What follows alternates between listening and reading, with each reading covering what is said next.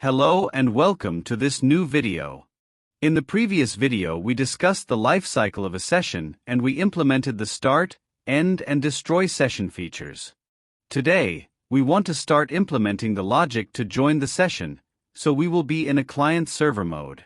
This is maybe the important part you are waiting for to see how our implementation will work and especially the work we have done in the game mode.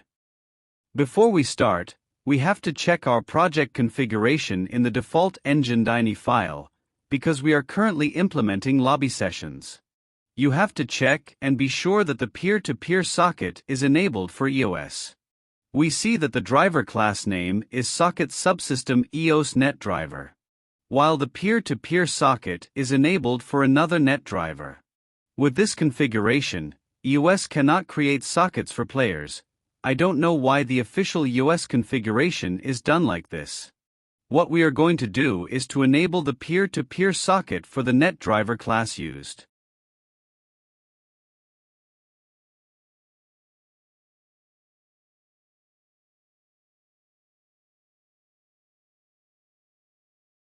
Scroll down to EOS settings and check that Use EAS is true.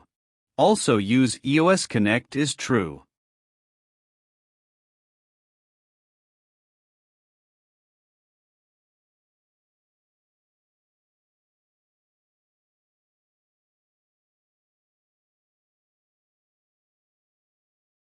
So that a client can connect to the listen server. The host must enable listening to connections and specify the name of the level that clients can connect to. In our case, it is the lobby level.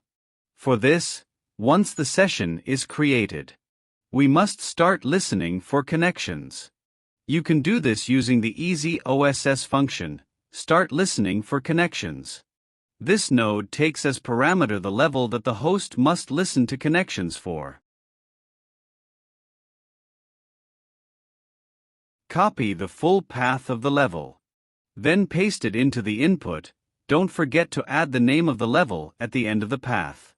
Then add a question mark followed by the word listen.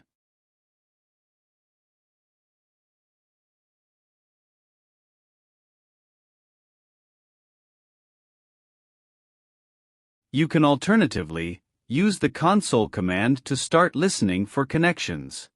Using the Unreal Engine node, execute console command.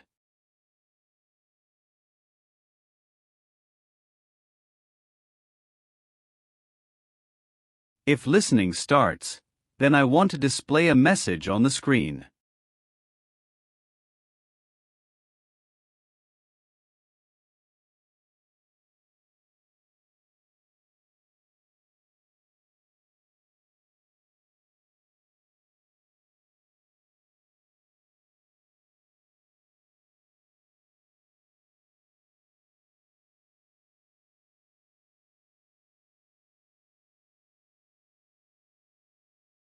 Now go to the lobby session item widget. We want to implement the join logic when the button is clicked.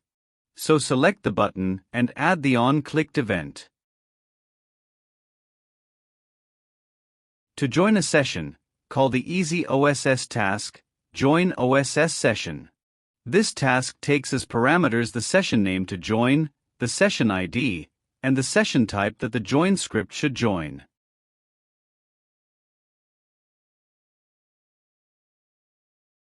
Drag the session variable and break it, then connect the corresponding pins. For the session type, make sure to specify the lobby type. The join process must be executed only on the client, because it is the client that requests to join a server. To do this, create a custom event and set the replication to run on owning client.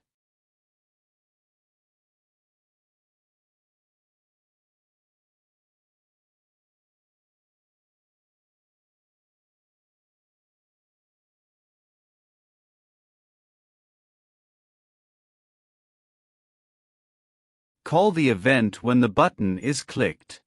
Then display an error message if the join fails.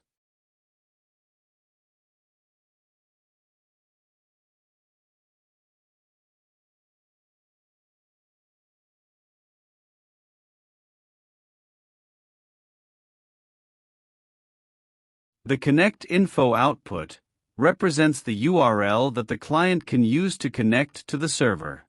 Each OSS has its own form of URLs.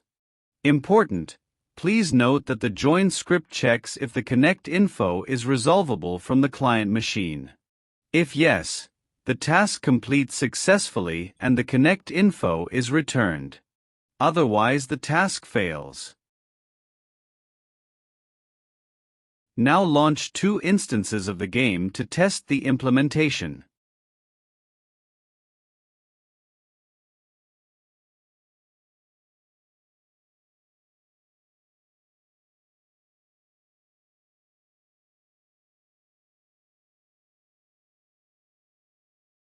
I want to create a session on Player 1 instance.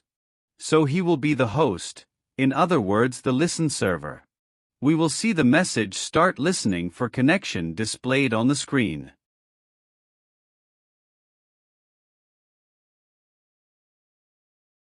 Now go to Player 2 window and try to join Player 1 session.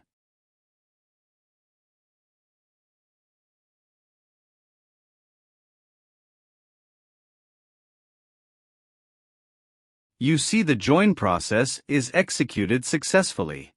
Player 2 can now see the real state of the session. Moreover, if you start talking, you should hear your voice, provided that you have activated the option Use Lobby Voice Chat if available. So Player 2 has successfully joined the lobby voice chat. But we see that the number of players in the session has not changed. It is because Player 2 has not yet joined the game mode of Player 1.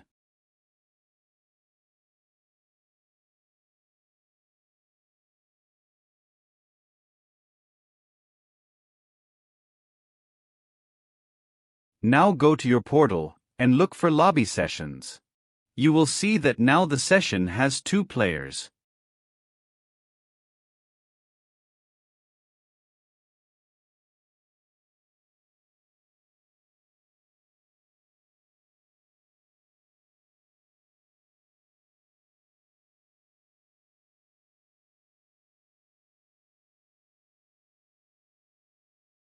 Now go to the Player 2 logs and search for Join Session. You will see that the plugin has logged that the join script has found a resolvable connect info. As you can see, the connect info of the EOS lobby session is in the form of EOS : product user ID of the host, the GameNet driver and the port.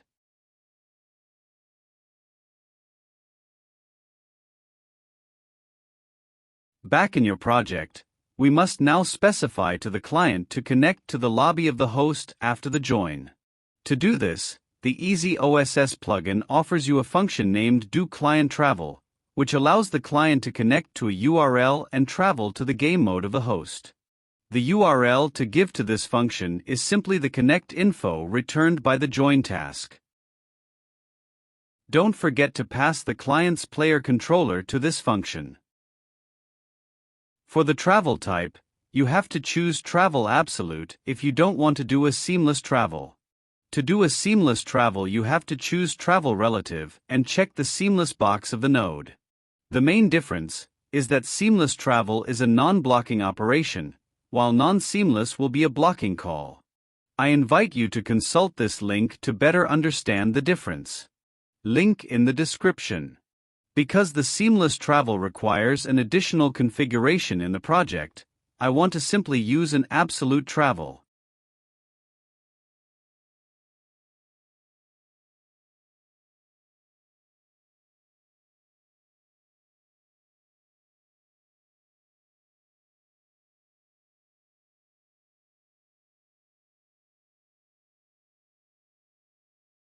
Launch 2 instances of the game again to retest.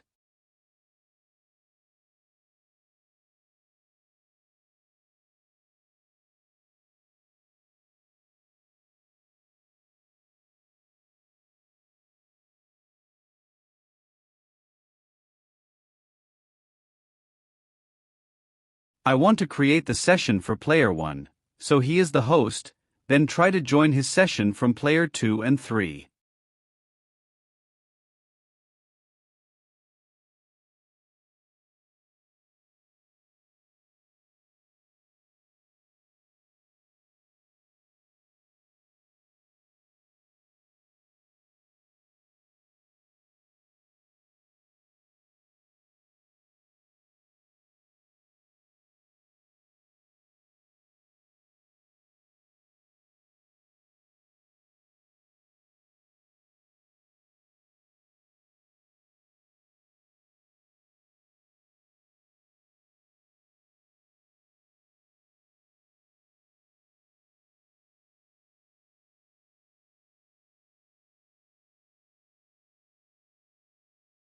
I click Join from Player 2.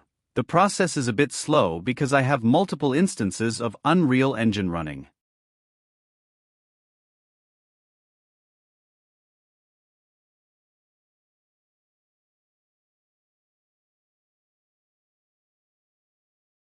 And there you have it. Player 2 has successfully joined Player 1's lobby. We can clearly see that the game mode has spawned the character in the right place, as well as the communication of player cards has worked. The update of the number of players too. There is only a small bug. The players widget works for Player 1 so the host but not for clients. We will fix that. I want to try to join the session now from Player 3.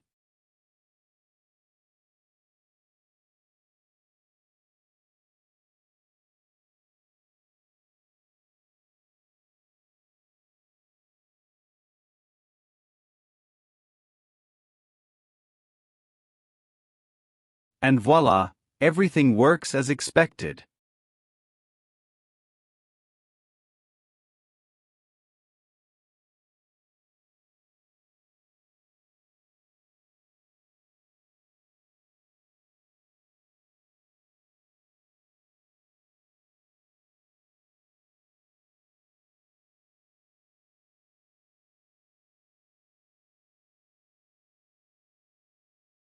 If the host starts the session, we see that the state of the session has not changed for the clients.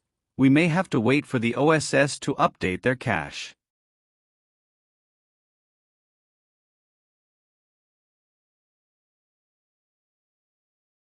Now we want to close the client game to see if the game mode post logout works properly. There you go, the post logout has been executed, the character has been destroyed, and the number of players has changed. There you go, our game mode is working as it should.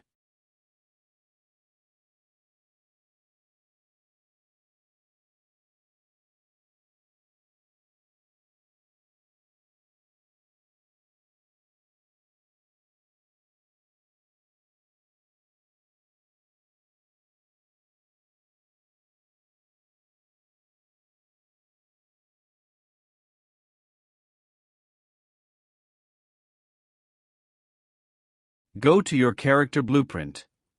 We will fix the bug of player names not being displayed on the widgets on the client side. You just have to select the variable character name passed to the widget and set it to replicated.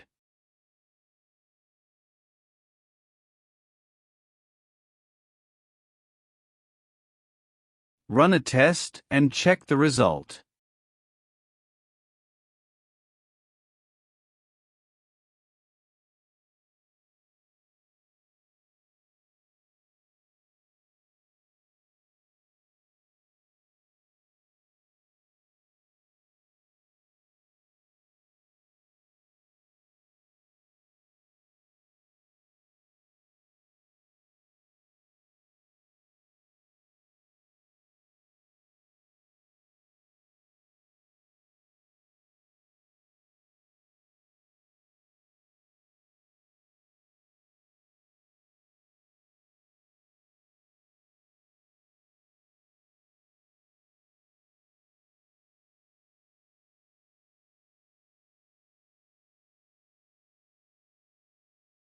And there you have it.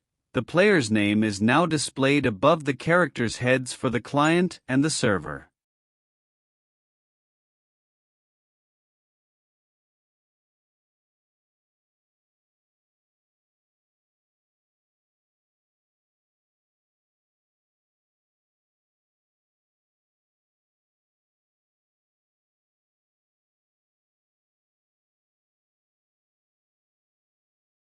There you go, everything is working as it should.